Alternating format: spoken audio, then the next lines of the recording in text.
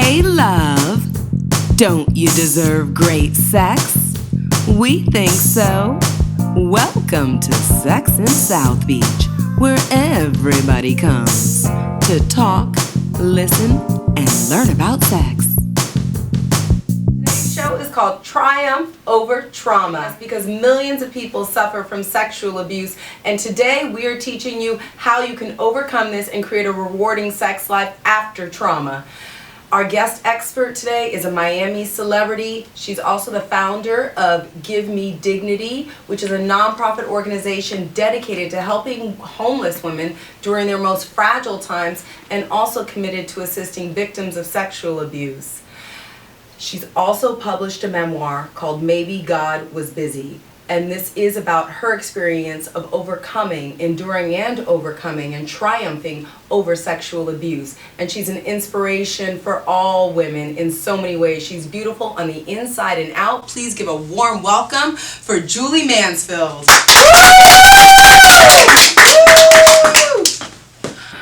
Hello.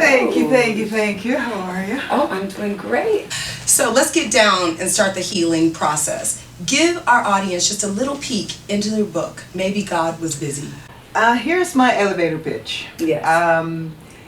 I felt my abuse started when I was 8 years old. Mm-hmm. And so the title really sort of captures what I was feeling during that abuse. Is maybe God was busy with some atrocities somewhere else in the world and wasn't there to protect me from all the abuse. Hence the title. And it's a great title, by the way. Thank you. Thank you. It's a little provocative. Right. And it's meant to sort of evoke that, wow, really? Let me see what this is about. Absolutely. And really what it's about is, again, my life being interrupted by sexual abuse, chronic sexual abuse, starting at age 8, and in what I call the tourist veil of Jamaica, behind that tourist veil, because I'm from Jamaica, and you know, as we know, the slogan is one love, come and feel Irie, but you know, for me growing up was anything but Irie. Right. So. And now you actually carry the spirit and the fun-loving, come get Irie spirit of Jamaica wherever you go. Absolutely. I mean, you are nothing but a bunch, but like, every time I see you, it is like, we're about to have some fun. Absolutely, because you know what? Sexual abuse might have dampened my spirit for a while. Right. For a while. I can't let it control me. And this is who I am, fun-loving, happy-go-lucky. It's really funny because I actually gave a speech recently when I talked about losing that shame. We can't be free and I'm talking as a survivor and a thriver, really. Right. Because again, I'm thriving. As a survivor of sexual abuse, we sort of tend to stay imprisoned by the shame of it all. Until we release that shame, we'll never know our true selves. Right. Gotta release the shame. That is awesome. And it happens really, really frequently. I got actually some of these statistics right from your website, givemedignity.org. And 1 in 3 girls will be abused before she turns 18. Yes. 20% of victims are under age 8. Yes. More than 60% of pregnant teenagers are victims of sexual abuse. And 90% of victims actually know their abuser. Absolutely. And the scary thing about even those statistics, it could be much higher Much because higher. it's an underreported crime. Absolutely. People don't talk about it. So if we're thinking 1 in 3 women, it could be 1 in 2. Absolutely. Very well. Absolutely. Very easily. And until we get comfortable with talking about it, because for me, a huge part of it, shedding light, if you will, on the darkness of childhood sex abuse. If you know you're going to be talked about and you're going to be put on blast, chances are you're going to be a little less likely to offend. Absolutely. So I'm encouraging everybody I know, talk about it. Put the spotlight on the perpetrators. How does this frame relationships? Like the behaviors that a lot of people enact in their early relationships when they may have not dealt with that. That's a big issue, right? And for a lot of victims or survivors, right? For those who've been victimized by sexual abuse, we do one of 2 things. We disassociate. We hide it, we sweep it under the rug and pretend it never happens. Right. Just pretend. Just pretend it never happens. Until you see it coming out in ways that you never imagined. You're angry, you're promiscuous. You start dressing like you should be on a stripper pole. Right. And all these things come out subconsciously. We don't consciously go out there and say, oh, I've been victimized, let me do this. They come out subconsciously when we haven't dealt with the with what caused it in the first place. Right. And as far as relationships, I know I can speak for myself. I'm no, I'm not a psychologist, and I would never, delve into that realm. Right. But you definitely have experience and you have a level of expertise, because the thing about you, Julie, is you have overcome. Absolutely. I mean, absolutely. So yeah. I was done giving my power to those perpetrators. Right. They just did not deserve any part of me that they Right. Really, Right. I had to do my work, and it was a lot of work. I had to do that, and I just had to realize now that the men in my life are the man in my life is the man I choose to be in my life. Right. They're not taking anything that I ain't giving. And there's a huge difference between remaining a victim and being a survivor. Wow. No, that's amazing. When we were talking about shaping behaviors of relationships, I spoke a little bit about it earlier, but people who endure sexual abuse are 3 times more likely to suffer from depression, 6 times more likely to suffer from post-traumatic stress disorder, 13 times more likely to abuse alcohol, 26 times more likely to abuse drugs, and 4 times more likely to attempt suicide. So, I mean, it's hard. I can't imagine being in a relationship with someone who has those risk factors. And so not dealing with it can really, these are, not only might it affect your choices of the type of people that you get into relationships with, but also it's hard for someone to be with someone who might be participating in these behaviors. And for me, I've had a number of, I can check quite a few of them. And I'm going to say this. My own daughter tried to commit suicide when she was abused, so I know the ramifications. Right. But that's a ton of baggage. It's a lot. That's a ton of baggage, and that baggage turns you into somebody you're not. Right. Until and unless you release that baggage, you will never know your true self. Ever, ever, ever.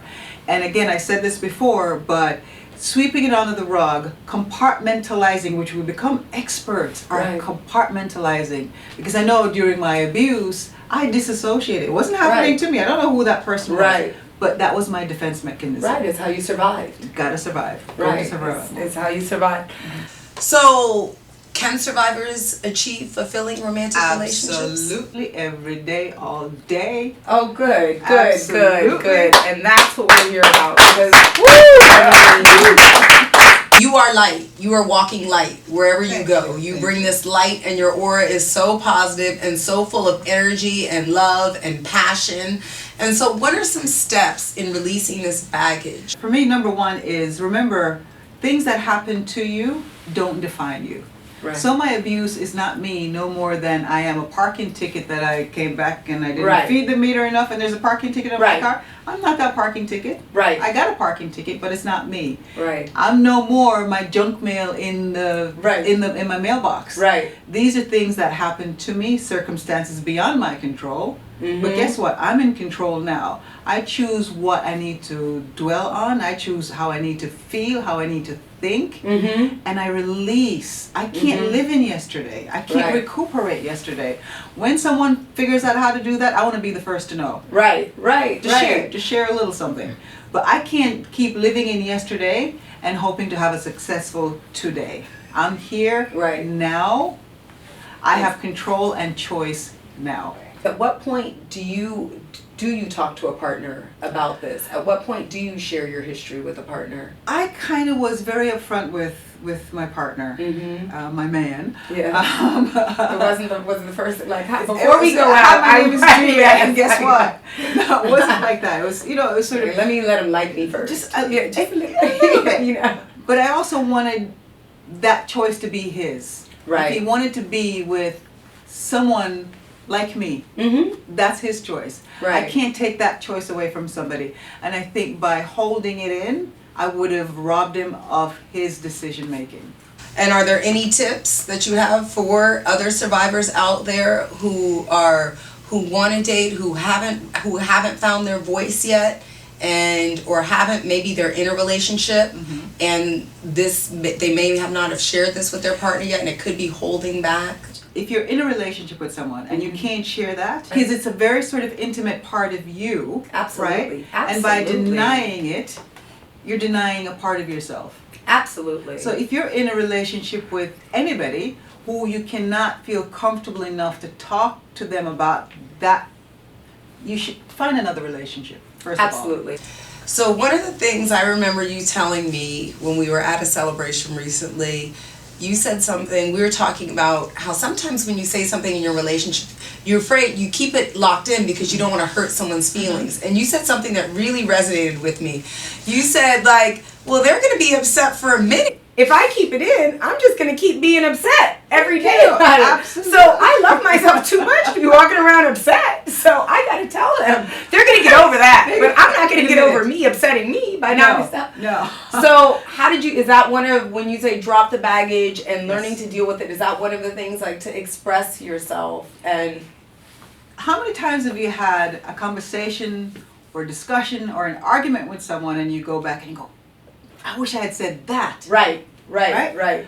I say it. My happiness is paramount to me. Right. It might sound a little selfish, but guess what? I'm here to please me. My kids are grown. Right. You did So that. Right. I've done that. Right. So I'm here to please me.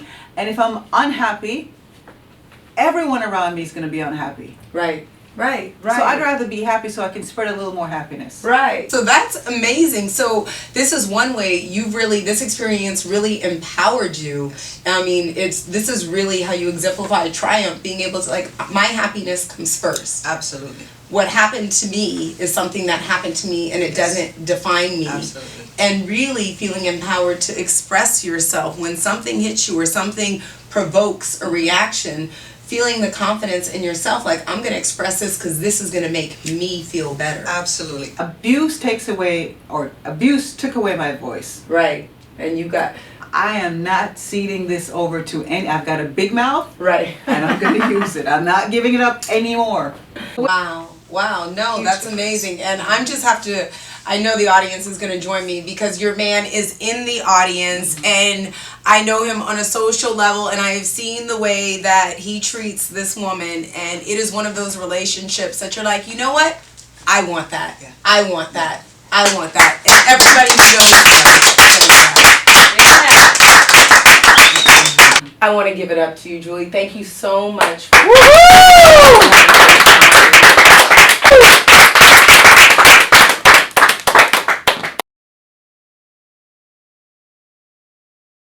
The father, it's the mother. I mean, this is one of those things. It doesn't know socioeconomic. Absolutely. It doesn't know race. It doesn't know creed. It doesn't know culture. It doesn't care. Right. So just be vigilant with your kids. Right. Be careful. Err on the side of caution. Absolutely. And so many celebrities have also come out about this. I was just reading about that singer Keisha, and she's younger than me, so she's probably like 12, right? 10 and a half. Exactly. But she's actually just filed a lawsuit against her first manager. And Kesha. Yeah, Kesha. Yeah. Sorry, see, because I'm so young.